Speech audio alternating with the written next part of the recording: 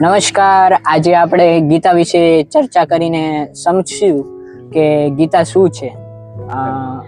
ગીતા માત્ર ધર્મ ગ્રંથ છે કે આપણા જીવનને એક નવી દિશા દેનાર, આપણા જીવન વ્યવસ્થાપન માટે અદ્ભુત ગ્રંથ છે કે માત્ર ધર્મ ગ્રંથ છે?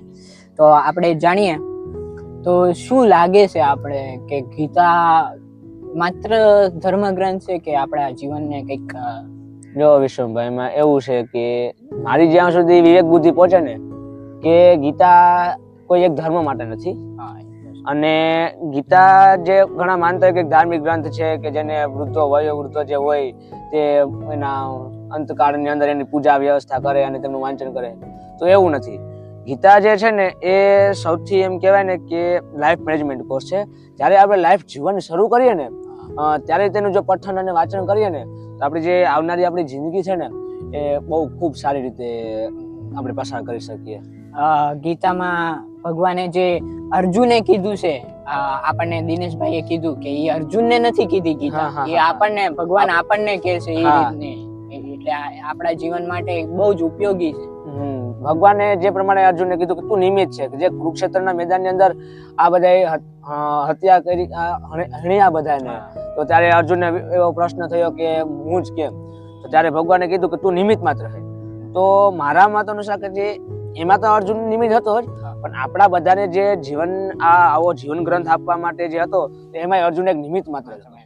કે સમજો વાતને સમજ્યા જેવી વિશ્વભાઈ એ છે કે ગીતાને આપણે જો વાંચીએ ને તો કુરુક્ષેત્રના મેદાનની અંદર અર્જુન અસમંજસમાં હતો બે ધર્મો વચ્ચે, કે એક છે તેનો જે પરિવારને લગતો એ ધર્મ, અને એક જે ધર્મ ને અધર્મ જે છે એટલે એનો ક્ષત્રિય ધર્મ કે પછી તેનો પારિવારિક ધર્મ. તો એના ઉપર અસમંજસમાં હતો.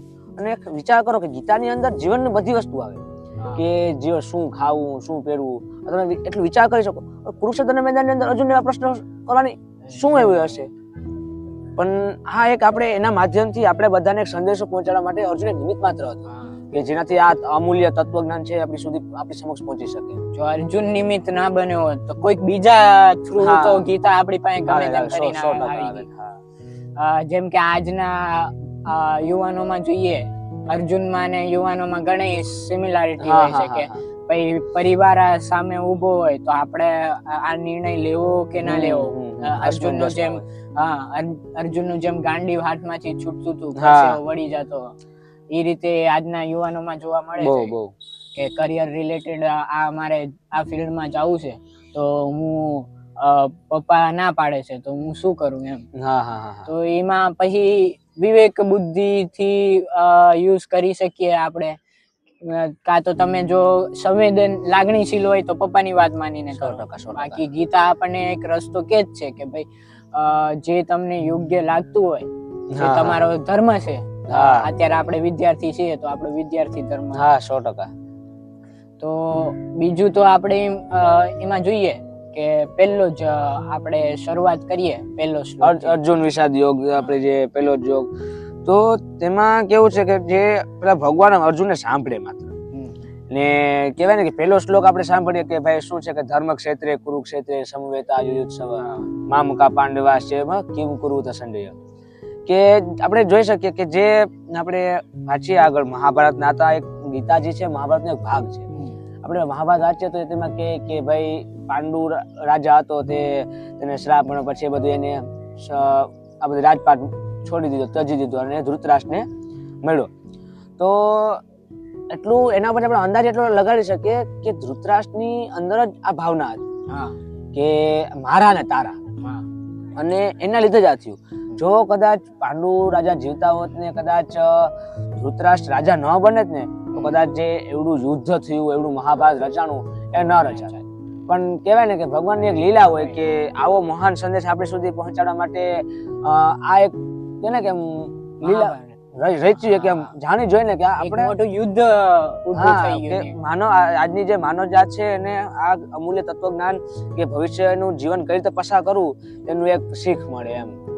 પાછું ઈશાવાસ્યમાં કહે છે ને કે જે પારંપરિક રીતે આવતું હોય, જે અપરિવર્તિત છે એને પકડી રાખવું જોઈએ. આપણે હમણાં ભણ્યા એ રીતે તો આ બધી એવી વસ્તુ છે કે એક માત્ર ત્રેતા યુગ સુધી સીમિત નહીં, આજના કલયુગમાં આધુનિક સમયમાં આપણે 100%. એટલે આ ગીતા તો માત્ર ઓલો ગ્રંથ નથી, ધાર્મિક ગ્રંથ તો ના જ કહેવાય. હા એક જીવન વ્યવસ્થાપન ગ્રંથ કહેવાય. અને જો માત્ર ધાર્મિક ગ્રંથ હોય તો પાંડુરંગ શાસ્ત્રી દાદા કહેવાય, એમને આખું જીવન એમની પાછળ સમર્પિત કરી દીધું, આખું ગીતા પાછળ. તો કોણ હવે કોઈ ધાર્મિક ગ્રંથ હોય તો થોડી ને આખું જીવન સમર્પિત કરે. અને વિશ્વમભાઈ, ગીતા વિશે ઘણા મહાન જે ક્રાંતિકારી જે આપણે કહેવાય ને કે દેશની અંદર બદલા મહાન પુરુષો જે છે તેમને કેવા વિચારો કીધા. વિનોબા ભાવે તો એમ કીધું કે ગીતા મારી માં છે. પછી સ્વામી વિવેકાનંદે કે ગીતા પર ટીકા લખેલી છે, ગાંધીજી કેટલું ગીતા ઉપર કીધેલું છે. તો આવા મહાન વ્યક્તિઓ પણ કહેવાય ને કે આ ગીતા સાથે જોડાયેલા છે. અને એમની વિચારધારા તમે જુઓ, એટલી મહાન વિચારધારા, એક વિચારધારા અમર થઈ ગઈ વિચારધારા એમની. અને ઇવન તો આપણા દેશના લોકોએ તો કીધું જ છે, પણ બહારના દેશના, જેમ કે જેને પરમાણુ બોમ્બના પિતા કહેવાય, એટમ બોમ્બના પિતા, રોબર્ટ ઓપનહાઈમર, એમને ગીતા વિશે કીધેલું. ગીતાનો કંઈક કયો અધ્યાય છે એ યાદ નથી મને, પણ વિષ્ણુ ભગવાન ડિસ્ટ્રોયર અને એ વિડિયો છે YouTube માં. અવેલેબલ છે, મેં જોયો હમણાં 2 દિવસ પહેલા જોતો હતો, હું એને રિવાઇઝ કરતો હતો. એટલે ઈ રીતનું બધું કીધેલું જ છે. અને એ ખાલી આપણા માણસો નથી પ્રભાવિત, બહારના માણસો 100% છે તો ખરી ને એની અંદર. અને જો માત્ર ધાર્મિક ગ્રંથ હોત તો બીજા ધર્મના લોકો થોડી ના પ્રભાવિત થાય. 100%. એટલે આ અમારો એક નાનો આમથો પ્રયાસ હતો ગીતા વિશે સમજ આપવાનો. તમને જો કંઈ કેવું હોય તો કોમેન્ટમાં તમે લખી શકો છો. કોઈ અમને લગતા પ્રશ્નો હોય અથવા અમારામાંથી કોઈ ભૂલ નીકળી હોય અને તમે સુધારવા માંગતા હોય તો તમે લખી શકો છો, કેમ કે અમે તો હજી ભણીએ છીએ, શીખીએ છીએ. તો આ વિડીયો પસંદ આવે તો લાઈક કરીને અમારી ચેનલને સબસ્ક્રાઇબ કરજો. ધન્યવાદ.